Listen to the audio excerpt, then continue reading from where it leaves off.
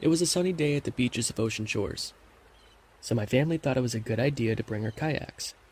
My brother Robert was well known for surfing, so he brought his board along with him. We pull up to the beach, we get all our stuff, make it towards the shoreline. It wasn't until I get this bad feeling, like a sense of something that didn't feel right. "Hey!" my brother shouts as he's already halfway in the beach. "You coming?" I look at him clueless to my response. Yeah, just feel a little sick, that's all." As soon as I said that, a big gust of wind knocks me backwards and onto the ground. I manage to lift myself upwards and look down at my hands to see a bone sticking out of my arm. Then I feel a set of hands grip onto my shoulders and lift me upwards violently. It was my dad, as he's yelling in my ears, "Go, go, go!" I look back at the beach and see my brother running after us, leaving his board behind. And that's when I saw it. Miles away was a blob of brown slowly making it towards us, covering the beach in darkness. The winds kept knocking us on all fours. I thought to myself, there's no way that's possible.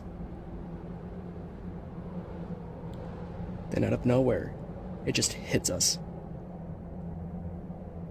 Particles flying past our faces as the dust slowly makes its way past us. But just enough for our vision to pick up. I hear my dad in a panic before someone runs into us. I fall flat to the ground as I feel several people tripping over me. One stomped on my head with this fucking boot. I turn my head upwards to see extreme amounts of sand blowing past me. Several people in a panic running past me. I turn to see my dad with blood running down his face from all the collision. We both struggle to get back up as the winds become stronger. At this point, we're crawling from the overstimulating amount of adrenaline. My mom and brother were somehow ahead of us. Then everything became darker and darker. I was still able to see the light of day from the direction we were facing. Then another person trips over me. Now I'm flat on the ground again, nearly unconscious. I see the people attempt to get up besides me. Then all of a sudden, the person just vanishes. Just straight up disappears. Just like gone. Again, I was nearly on the verge of passing out from the amount of people that were stomping all over me. So my vision blurred. Once I was able to get a grip of myself, I turned to see my dad laying beside me. He was dead. From my speculation, the guy tripped on my dad's head, then over me, which explains the stream of blood gushing from the side of his head. The storm is getting closer, and nobody was in sight. I lay there helpless and in shock, till everything becomes dark. All I can hear from the distance are the screams of agony. The winds of dust rushing past me as I lay there next to my dad's corpse, covering my eyes. This isn't happening. This isn't real. Then everything went silent. I woke up in a hospital with a cast on my broken arm. To my realization, I was in a wheelchair. My vision slowly picks up as I look around the room. And the ceiling, I shit you not, is ripped, torn apart, water leaking from the circuits hanging around. I was able to push myself through and out of the room and into the hallway. There wasn't a single person in sight. Again, I thought I was just in the midst of a fucking nightmare. The hallway was completely destroyed, but lucky enough, I was able to stroll past the clump of mess. The exit was halfway open, illuminating the hallway so slightly. As I make my way towards the exit, I can see so slightly that the storm has passed by. So everything is clear now, I guess. As soon as I grab the door, I feel a presence behind me. Then the wheelchair begins moving backwards, away from the light of the door, and back into the darkness I strolled myself away from. I tried turning around to see who or what was pulling me back, but everything was pitch black now. And I feel a set of hands wrap around my throat as the light at the exit fades away. Then my eyes jolt open to myself on the ground, with the wheelchair knocked by its side. I was perfectly aligned through the exit, so I can see perfectly everything outside. Everything was covered in sand, so I mustered the courage to stand, but I couldn't. I noticed the stream of blood dripping down my waist and a lump on my back. My hand follows the trail to my back, and to my horror, I lift up a butcher knife. I can feel the stream of blood intensifying. I begin crawling my way out of the building, and there I saw several skeletal corpses lying on the ground, bathed in dust. I mustered the courage to pick myself up again, but I wasn't able to move my lower body. So I managed to crawl and crawl. As I'm making my way towards one of the corpses, I noticed one of them was my brother.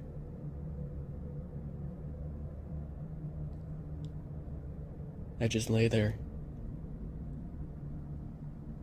thinking to myself, it's just a nightmare.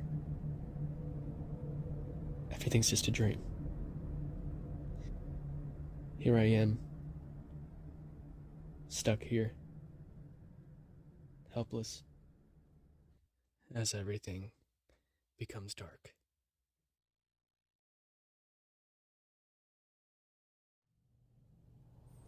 Dust, sand, blood, and bone. As my hands are covered in blisters after hours of crawling. The sun slowly sets as I lean upwards against a fence. My heart is racing, hands bleeding. I could barely move my arms upwards. Once again, my vision begins to blur as I dare to slap myself awake. But the adrenaline pushed me to a pulp. Then everything becomes black. My eyelids glued shut as the breeze turns into a howling wind. Footsteps make their way towards my direction, voices coming from both directions. "He's breathing," one person says, as I feel hands grab onto my shoulders and legs, lifting me upwards. My eyes slowly open as the breeze of fresh air in my face intensifies. "There's no way we're gonna make it," one shouts in a panic. My eyes adjust to find myself in the backseat of a moving vehicle. I see two men in the front seat in desperation. As fucked up as the situation was, I was in absolute relief. I wasn't alone anymore. The vehicle stops as my face collides into the back of the driver's seat. My adrenaline begins to kick in again as my heartbeat becomes rapid. I can feel my chest pounding from the palpitations. "You're gonna be okay." The other guy in the passenger seat leans towards me with a bottle of gin. "Here, take a swig of this." I didn't even hesitate, as I had to get my mind off this unexpected horror. Despite my confusion, after a few swigs of gin, I hesitantly asked them who they were and why they brought me along, as I was a little suspicious. The guy in the driver's seat said him and his passenger buddy were construction workers. They were able to seek refuge and wade through this undeserving mess. Lucky enough, when things cleared, they stumbled across me and a few bodies, and saw that I was breathing. So I was thankful. I lift myself upwards to look out the window. Several buildings with windows shattered, signs and garbage cans everywhere. But I shit you not, there wasn't a single fucking person in sight. Holy shit. Holy fucking shit. The driver says I look his direction to see several bodies hanging from their necks. There had to be 8 to 12 of them. The hair in my arms stand up as shivers run down my spine. The relief I once had turned it back into pure dread. As we make our way past the hanging bodies, I turn my head to look out the back window, and to my horror, one of the bodies turned towards my direction, smiling, snarling at me with wide sunken eyes. I about almost lost my sanity. The car lights illuminating the body slowly fades away as we drive into the cold, windy night. I try to come up with every logical reason possible, like maybe the intensity of the wind somehow made the body turn, right? I mean, the person was practically hanging by their neck nearly 6 feet off the fucking ground. I was absolutely terrified. It's gonna be a mile or two. Then we'll arrive at a gas station. 15 minutes pass by, and lucky enough, we arrive at the gas station. And there wasn't a single light in sight. I could only see in the rearview mirror only just a slight glimpse of their current reaction. Both guys in the front seat terrified, including myself. Everything felt like a vivid nightmare. The gas station was pitch black, with nobody in sight. The guy in the passenger seat introduces himself and his friend. He calls himself Ted, while the other driver goes by Mark. I didn't even respond. My heart was racing, and the buzz from the gin wasn't even helping. Ted nervously exits the car. Whoa, I said hesitantly. There's no fucking way you're going out there. Alone? Then he looks at me through the rearview mirror, and he says, "We'll make this quick. We need power for the gas." So he hops out of the car within the quickness, leaving me alone, in the dark, with God only knows what's out there. I watch both of them enter the station as I wait there. I was getting that helpless feeling again. The hairs on my arms begin to stand up again. The feeling of dread, the pit of your gut telling you that something is wrong. I turn my head back and forth rapidly, watching my surroundings. My eyesight can only pick up the parking lot, the station, and the dark, empty street only so slightly. I can hear the howl of the wind whistling through the air vents. Little bits of fog begin to move in, blurring my view, as the cold breeze from the air vents sending sharp chills all over my body. The desperate need to curl up in a ball and hide, but I could barely even move to do that. I can sense eyes on me. Something is out there. The anxiousness making my arms shake. The car unlocks, and I jump so fucking hard. Mark runs up to the car with a tank of gas. I felt relieved as he fills up the tank. Ted jumps into the passenger seat with a smirk. "We're gonna get out of here." Mark gets in, turns on the car, and the headlights illuminate the darkness inside the gas station. Right there was a face pressed up against the window. What looked like an old man, snarling with wide eyes. The distance between us and the gas station was quite far, since we were by the gas pumps, but just enough for us to see his face. "Go, go, go!" Ted fucking freaks out.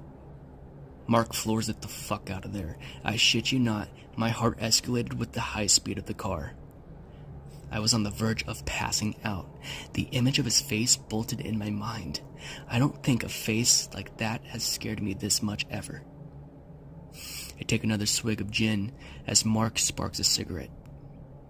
My blurry eyesight slowly clears as I realize we're entering a woodsy area. Mark offers me a cigarette. I found myself inhaling the entire thing as Mark stops the car. We're staying a night here till morning. From my eyesight, it looked like an abandoned condo. They get out of the car and help carry me towards the place. Midnight strikes around the corner as we all nestle up in our own spots. We each share the bottle of gin as we slowly begin to pass out. I had a dream of my brother and I with our paddleboards on the beach, but the entire time he was facing away from me, walking ahead. So I run towards him, but everything felt slow. Like as if you're trying to run underwater. After what felt like an eternity of trying to catch up to him, I finally mustered the courage to grab onto his shoulder, and he turns to me. Except there was something wrong about his face. He was snarling at me with these wide eyes as his skin began to wrinkle and prune. Then this gust of wind knocks me down, and something pulls me into the water, and I could see the surface get smaller and smaller, and a feeling of agonizing pain in my head, a sharp pain. Then I jolt awake, gasping for air as the veins on my temple bulge. I'm at this state of hyperventilating, drenched in sweat. Then I see Mark staring at the window with a pistol to his side. Mark, what's going? Shh. Something's out there. I could see Mark's legs shaking intensely. Look, just keep sleeping. I can take for it, Mark says. And I didn't even hesitate. I fell back into a deep sleep. Then there was another dream. I was basically able to walk again. So bizarrely enough, I wake to Mark standing at the window with the pistol, just like earlier. I make my way towards him, then I look out the window to see an old lady. Deep, sunken eye sockets. The shadows only bathed her eyes in pitch black, but I could see her wide snarl with her wrinkly, pruny skin. We made eye contact for as long as possible, and then I turned to Mark, just to see her by my side, smiling at me with those wide, predatory eyes. I awaken again, drenched in more sweat. Mark in the spot with the pistol in his hand. Ted wakes up and leans forward to adjust his vision. His eyes become wide, and so is Mark's. I turn to the window to see a silhouette of an old lady.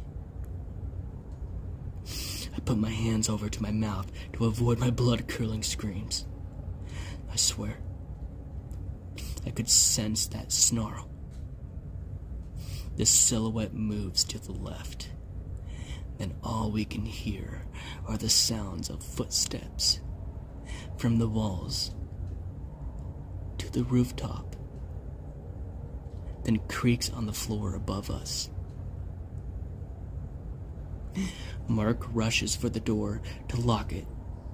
I give him the chair next to me to put against underneath the doorknob. The footsteps rush down the stairs so fucking quickly, then stop right directly behind the door. I could feel the hairs standing up on my arms. I can only replay those images from those dreams in my head. Mark points his gun at the door, ready for the worst. Don't you make a fucking sound, Mark says ever so quietly. There wasn't a single sound. Everything was quiet. Dead fucking quiet. Then the wind picks up. That same feeling I got in the car earlier. There's no way we're fucking leaving this room till daylight. Should have stayed in the fucking car. As he slowly takes the chair off the doorknob, deep down I'm screaming. My soul wants to leave my body at this point. He slowly opens the door, and from my eyesight, I can perfectly see the other rooms across ours. Nothing was out there.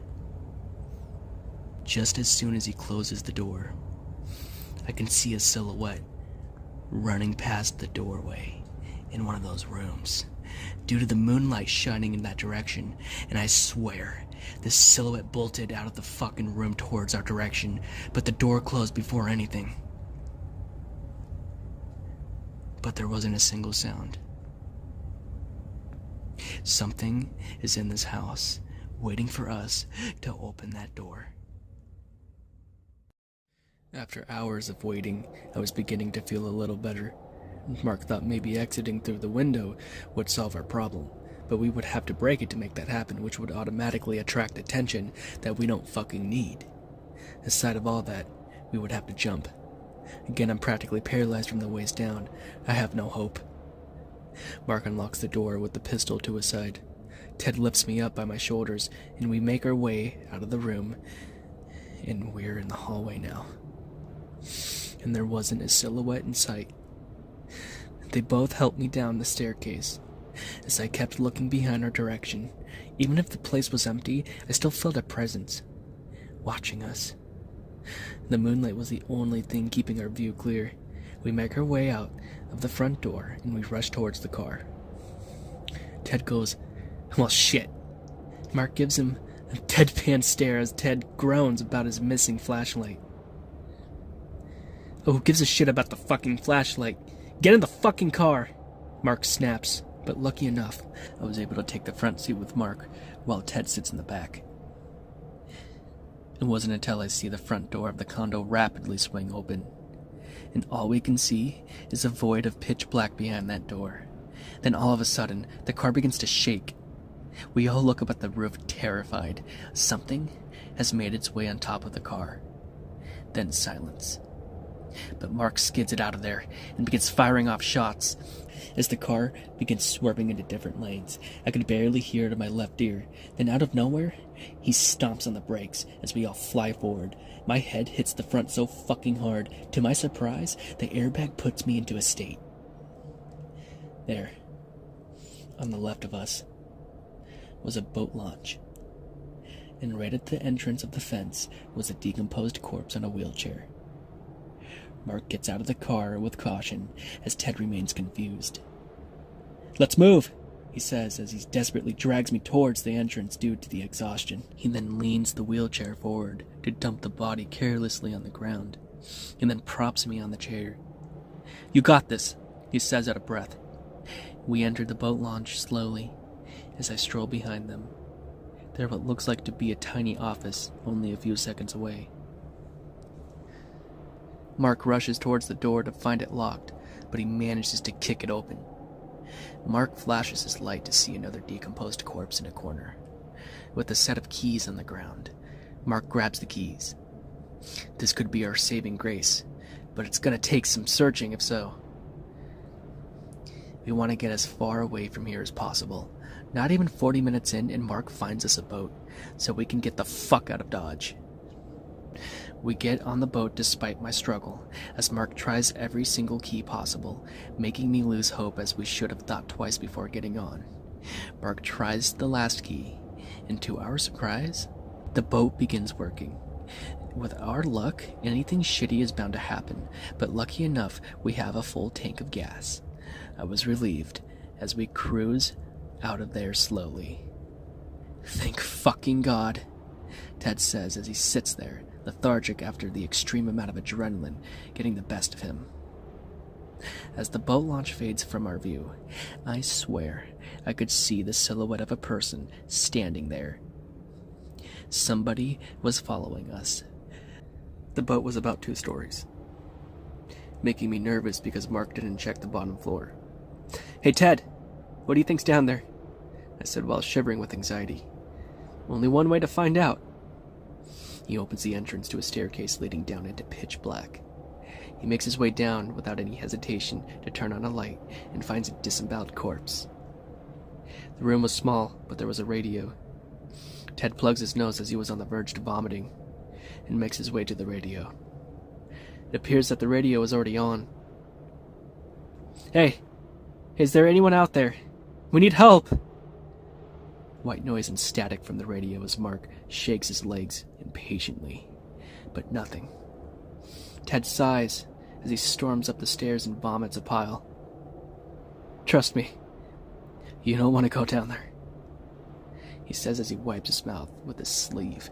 Eventually the sun begins to rise, and the wind begins to pick up. Particles of dust hit our eyes as we begin to panic. Then, there it was. From the distance came the Sandstorm. No, this can't be. Not again. Ted panics. He is losing his fucking shit, as we all are. We're only 30 minutes away from the other side. We can do this. Mark shouts as we rush inside and close the door. It happened so fucking quickly, but our view was completely cut off. All we can see is the brown haze of sand rushing past us. Here we are. Hopeless.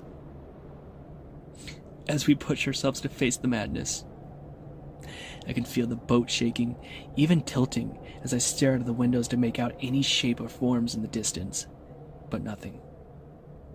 It was too dark to see anything. Mark grabs one of those giant flashlights to shine ahead of us, and into the void we were facing against right then and there, we could see a giant cruise ship ahead of us. Oh, great, Mark says, as we catch up to it, but to our realization, the ship was moving slowly. Right on the side of the ship was a ladder, which was convenient enough. Ted begins to argue with Mark. There's no way we're getting on that ship. We have a perfectly good boat right here.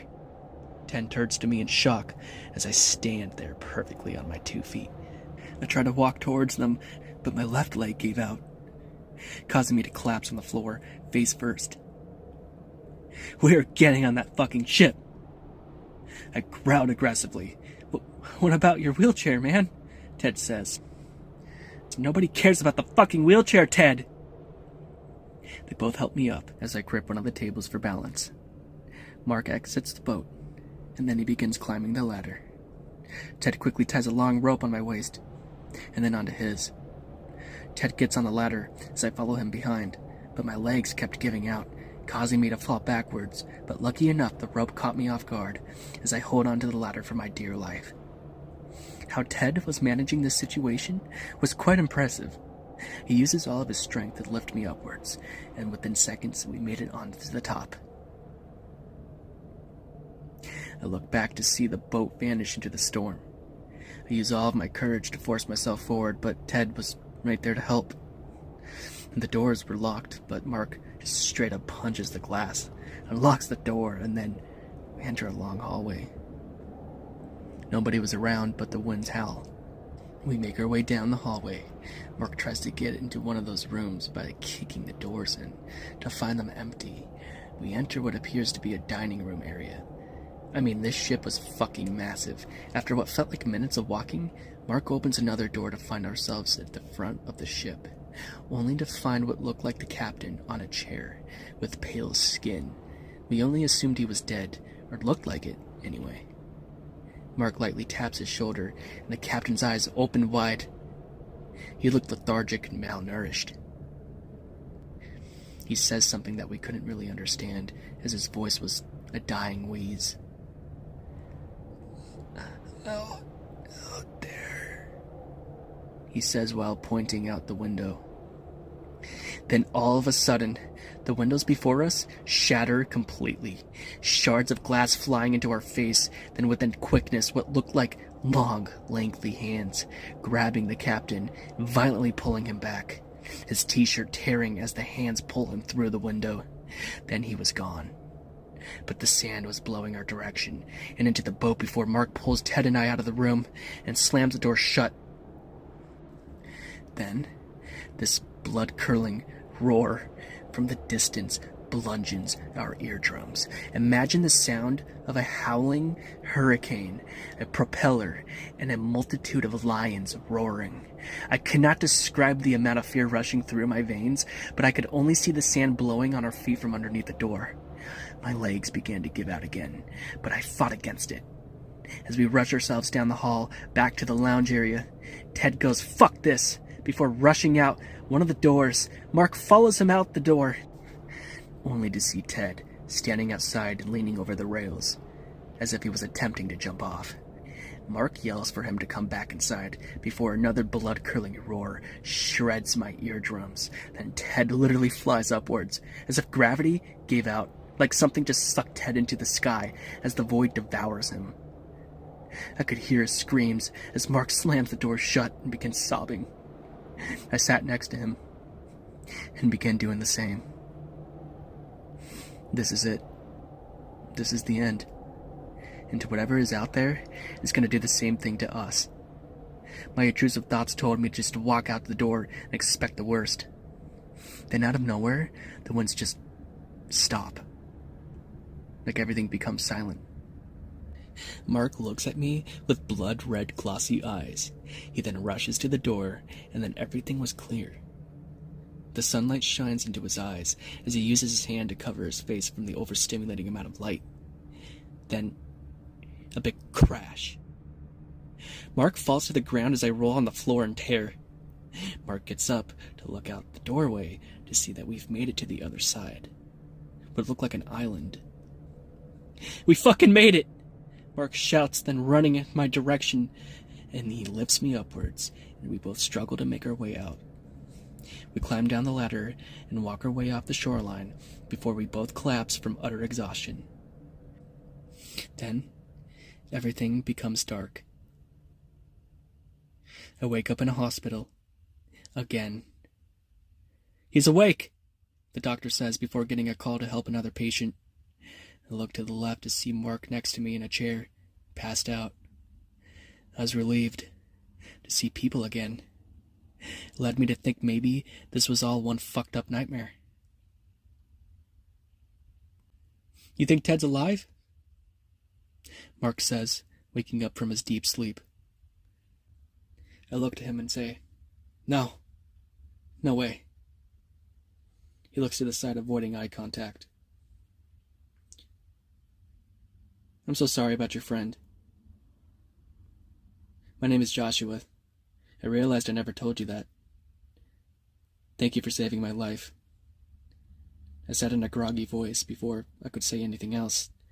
Rumbling became a loud bass. Maybe somebody had their radio cranked up, only to my speculation. Mark opens the curtains, and miles away from our view is a dark void of sand.